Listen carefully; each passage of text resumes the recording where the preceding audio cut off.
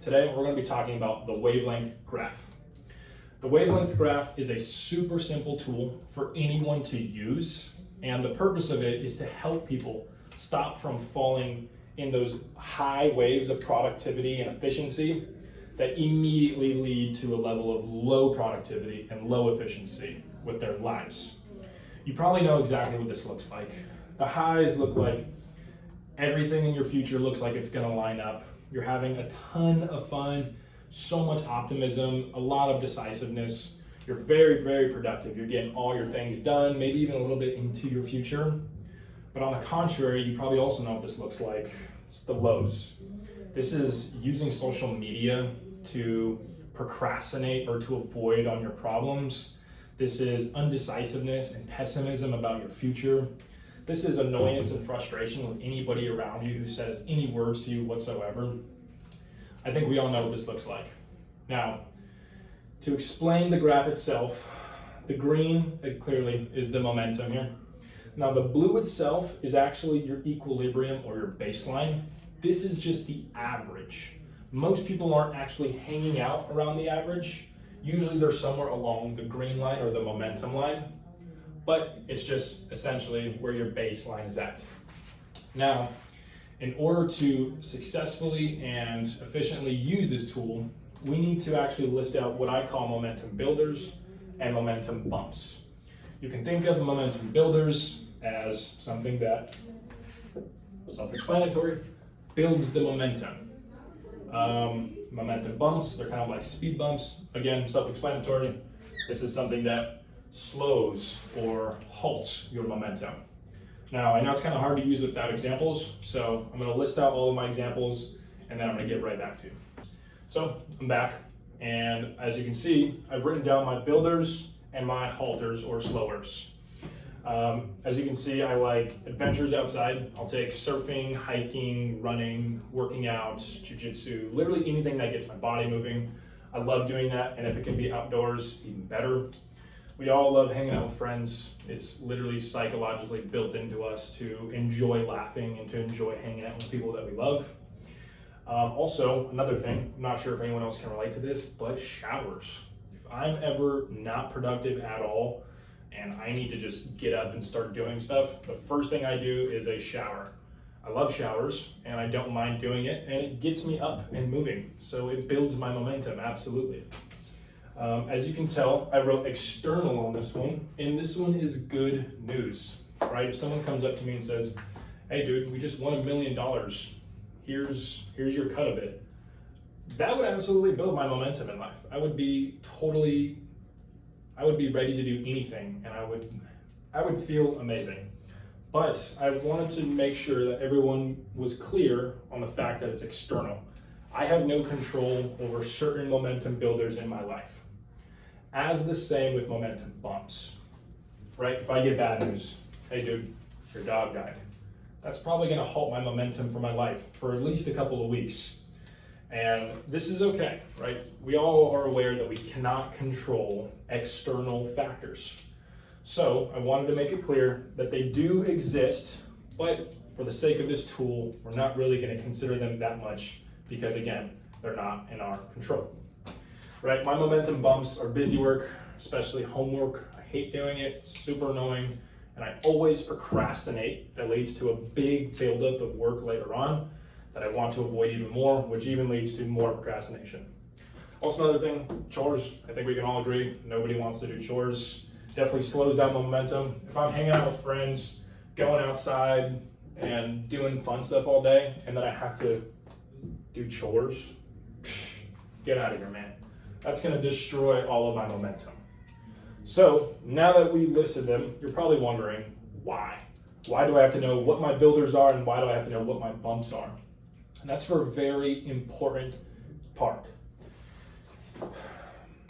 The wavelength graph has now become in your control.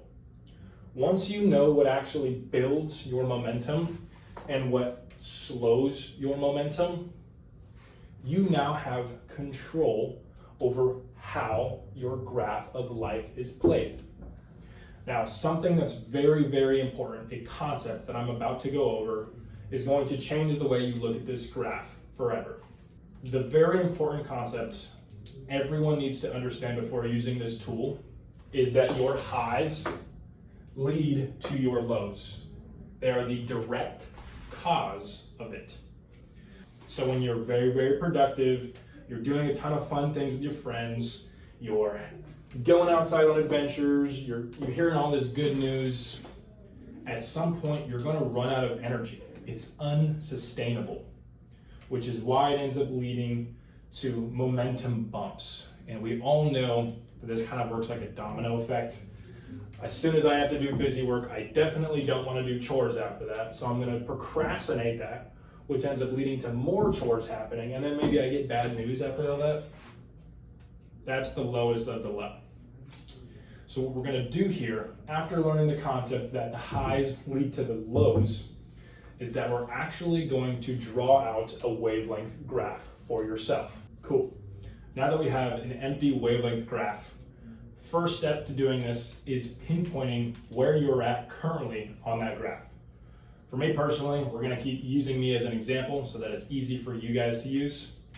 I can't lie, I'm having a great day. I went to jiu-jitsu. I'm going to hang out with my girlfriend later. Exciting. I did shower. I know some of you think I don't. I did shower. And I've got some good news about my business. So I'm on the come up for sure. Here's the problem. I'm aware that highs lead to lows. So what should I do here?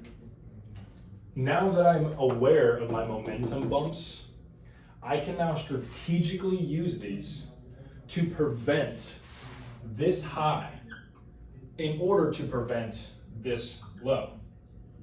Now, you're probably saying, Gabriel, why would I want to have less momentum?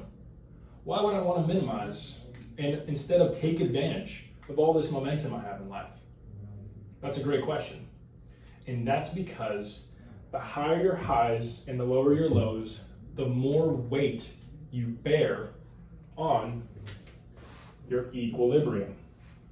Let me say that again. The higher your highs and the lower the lows, the more weight you bear on your equilibrium.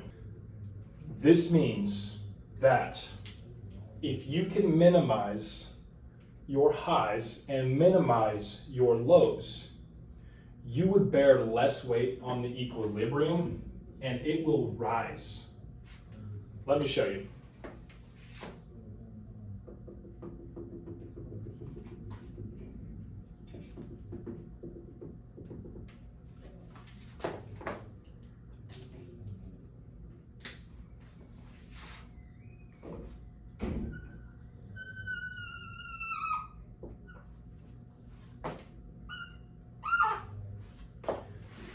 This might not make sense mathematically, right?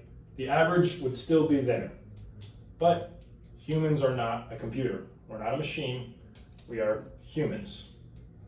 To show the absolute extreme, to give you an example of it, would directly reflect what I'm explaining.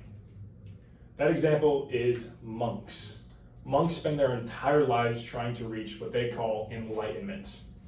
It's a super simple term. It basically just means they've found the answer for life, and that answer for life is feeling the same way all the time, and that feeling would essentially be the feeling of content, or some would describe it as joy.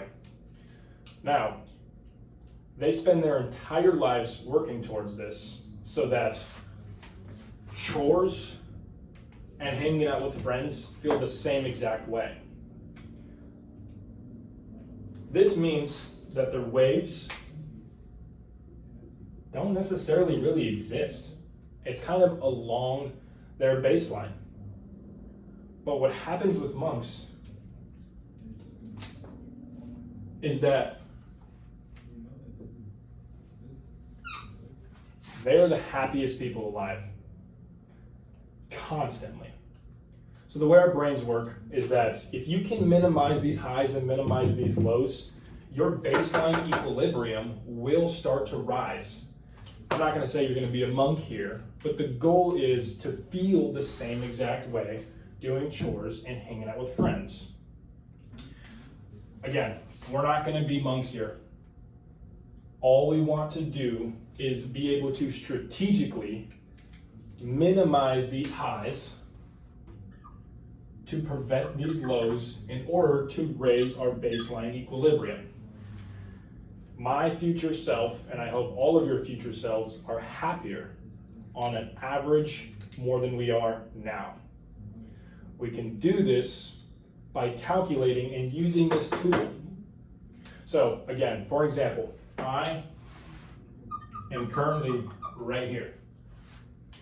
Is it smart for me to start hanging out with friends and go on more outdoor adventures today?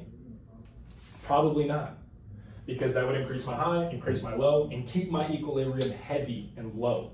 And I don't want that. I want to increase that baseline. So what am I going to do?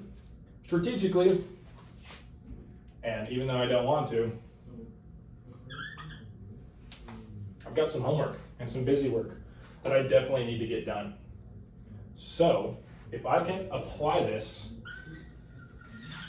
to where I'm at right now, it doesn't mean I'm immediately going to plummet and go down and have the worst day ever. It just means I'm going to start to crest a little bit. I'm going to start to, it's going to slow down, kind of like a speed bump would, of my momentum. That way I can thin out those waves and bear less weight on my equilibrium. The more effectively you can strategically use builders and bumps, the happier you will feel on an average. That is the wavelength graph. I challenge everyone watching this to draw out the graph themselves. I know this looks complicated. It's just one line with equal waves going all over, and pinpoint where you are at specifically on that graph. Then step 2, list out your builders, list out your slowers. 3, strategically implement them so that you crest on the builders, and better yet, crest on the low points as well. If you're having a bad day, you're not productive, I would take a shower. You can do whatever your builders are and crest the bottom. That's wavelength graph, everyone. Thank you for watching. I appreciate it. If you like content like this, keep watching The Modern Ponder. Follow me, subscribe, and yeah, thank you for following my journey. Say that again. Maybe you're washing the dishes really, really well. Did I just say that? God damn it. Washing the dishes?